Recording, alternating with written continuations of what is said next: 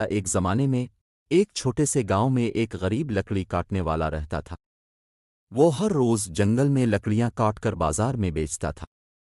اگرچہ اس نے محنت کی، لیکن اس نے اتنا کمایا کہ روزی روٹی کما سکے۔ ایک دن ندی کے قریب درخت کاٹتے ہوئے اس کی کلہاڑی اس کے ہاتھ سے پھسل کر پانی میں گر گئی۔ دریا گہرا تھا اور لکڑی کاٹنے والا اپنی کلہاڑی نہیں نکال سکتا تھا۔ پریشان ہو کر بیٹھ گیا اور رونے لگا۔ اس کی کلہاڑی کے بغیر وہ اپنا کام جاری نہیں رکھ سکتا تھا اور اس کے گھر والے بھوکے مر جائیں گے۔ جب وہ روتا ہوا وہاں بیٹھا تو ایک خوبصورت پری اس کے سامنے نمودار ہوئی۔ تم کیوں رو رہی ہو؟ اس نے پوچھا۔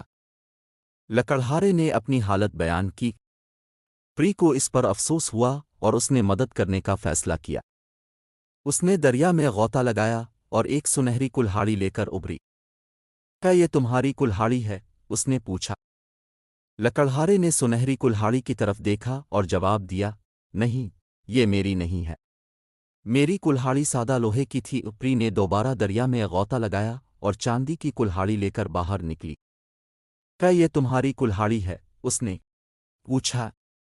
لکڑہارے کا چہرہ خوشی سے چمک اٹھا۔ ہاں، یہ میری کلہاڑی ہے۔ بہت شکریہ، وہ چیخ کر بولا۔ پری لکڑہارے کی ایمانداری سے بہت متاثر ہوئی۔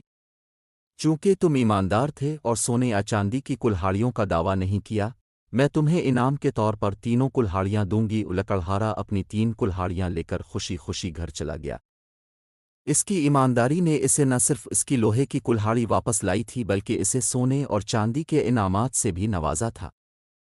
اس دن سے اس نے ایک خوشحال زندگی گزاری، اپنی دولت ضرورت مندوں کے ساتھ بانٹتے رہے اور ہمیشہ اپنی اقدار پر قائم رہے۔ ایماندار لکڑہارے کی کہانی پورے گاؤں میں پھیل گئی، جس نے دوسروں کو اپنی زندگی میں سچے اور راست باز بننے کی ترغیب دی۔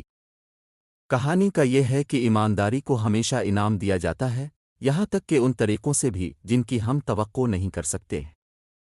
دیانتداری اور سچائی ایک مکمل اور خوشحال زندگی کی بنیاد بناتی ہے۔